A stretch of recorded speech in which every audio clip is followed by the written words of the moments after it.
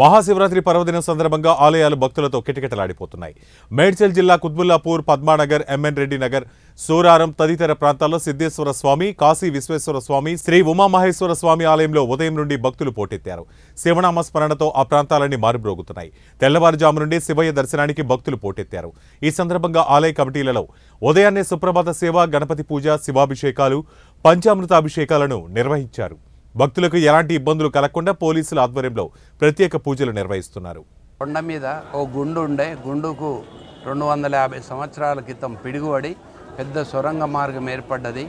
ఆ సొరంగ మార్గం మీద ఏకశిలా విగ్రహం నిర్మించడం అయింది. శివుడు, ఇటు ఆంజనేయ స్వామి ఏకశిలా విగ్రహం ఉంటుంది. సొరంగం గుండా వెళ్ళి భక్తులు స్వామివారిని దర్శించుకుంటారు. మరి అదేవిధంగా ఇక్కడ ఎక్కడా లేని విధంగా వార్షికోత్సవం శివరాత్రికి ముందు 2 రోజుల ముందు జరుగుతుంది.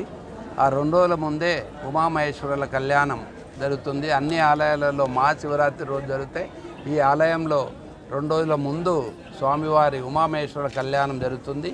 ఈ కళ్యాణానికి హంపి పీఠాధిపతులు విద్యారణ్య భారతి స్వామీజీ గారు కూడా వస్తూ ఉంటారు.